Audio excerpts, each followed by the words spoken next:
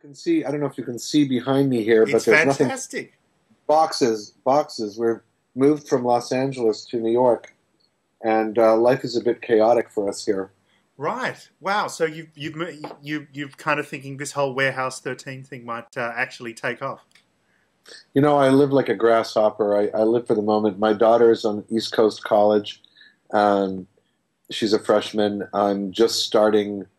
My son is just a freshman in high school, and it made sense for us to go to the East Coast, or our family would have been, if my wife and son were in Los Angeles and my daughter in East Coast College, and I'm shooting for 6 months in Toronto, it would have been very difficult. Of But I course. don't know. Yeah, in Toronto, you can actually, there's a wonderful island airport. You don't have to go to the international airport. Right on Lake Ontario, within, 100 yards of the mainland. You can take a little ferry, and you can take a turboprop right into Newark. And from Newark, you take a train right into Grand Central. And from Grand Central, I can take a subway home. So it's like 2 hours, 2.5 hours door to door. I used to live in New York years ago. I left Toronto in 1977 when I was 28, 29 years old, and I'd kind of hit this glass ceiling, which I'm sure happens in Australia as well. And Mm. where I, was a kind of an underground theater.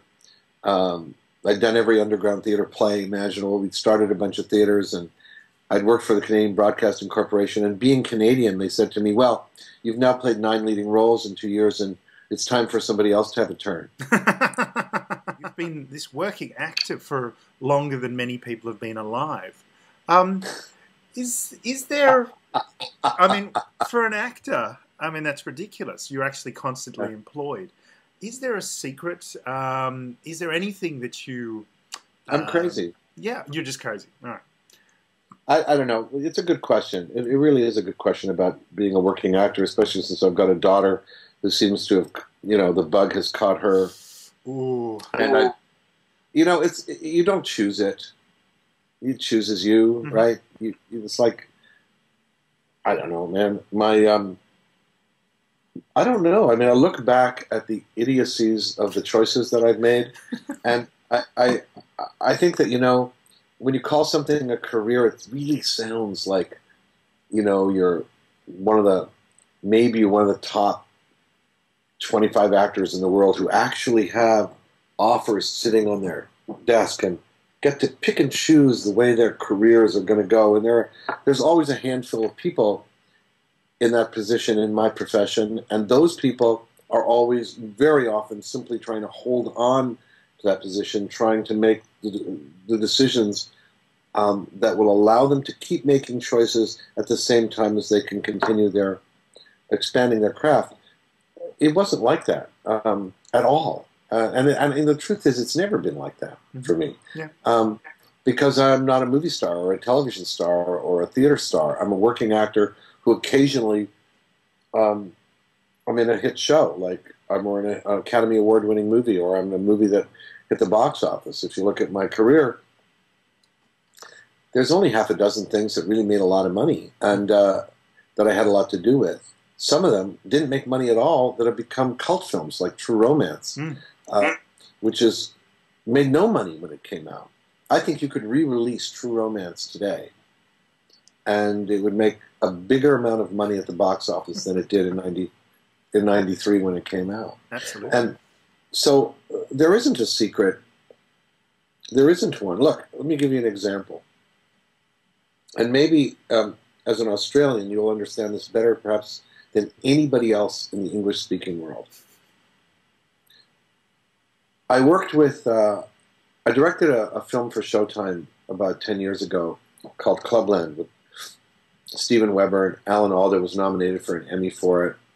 It was about the 1950s world in New York, about agents and lounge singers and third-rung clients from slightly seedy agents, and it was a really fun movie. It was produced by Dustin Hoffman's company, and Dustin's, so to speak, dramaturge in his company, Punch Productions, at that time was an extraordinary man, playwright, screenwriter named Murray Shisgle.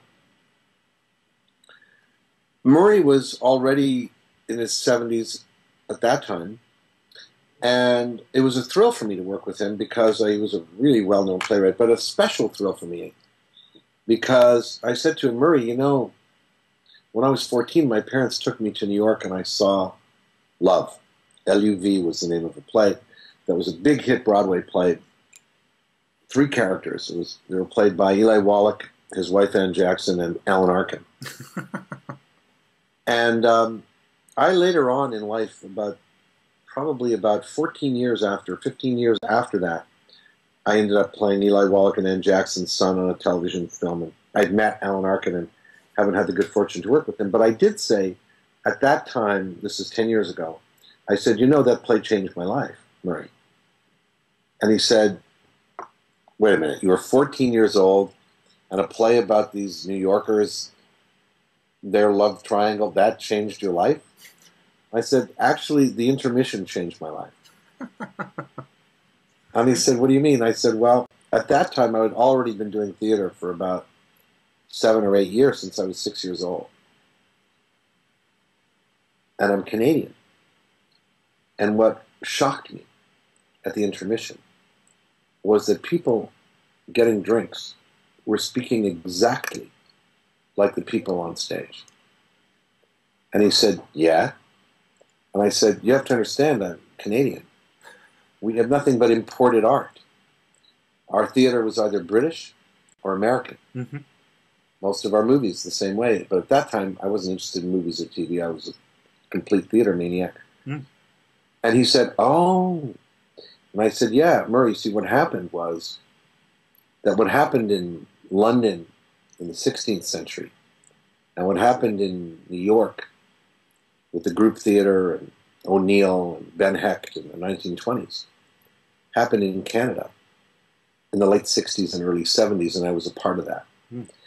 And I look at, I mean, if I look at the choices I made, I did not get into any of the drama schools that I auditioned for in all of the UK when I was 18 years old. Mm-hmm.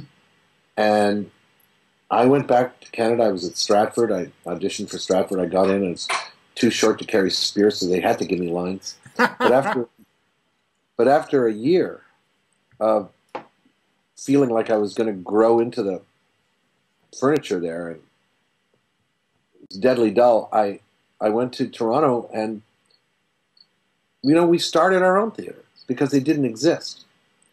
And there were a lot of us in that position. You know, we were either going to have to speak with a mid-Atlantic accent and do some kind of horrible British-American shit, or we were going to do our own shit. That working on all those new plays throughout my entire 20s, for a decade. I never would have been able to move the way I did into television and film with the confidence that I did, and been able to come to New York and do theater here. Never would have been able to. And who would have made a decision? $225 a week in 1969 money. Let me tell you, you could buy a Fiat 850 for $1,800, and I did. And I was employed at Stratford 12 months of the year.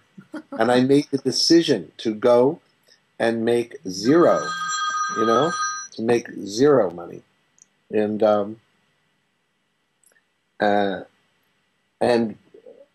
do that, and it changed everything. So was that smart, or was it just driven, or what was it?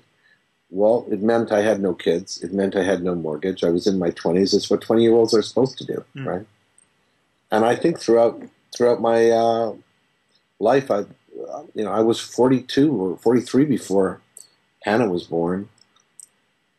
You know, I made a decision I couldn't do theater that easily, and I was second choice. But suddenly, my children, my family came first. What I did, and had to make a living. But I know. Among my friends, there are a dozen of us who are like this, that you've seen in a lot of films, and and that's why I work, because I've never sat around by the phone and waited for an agent to call.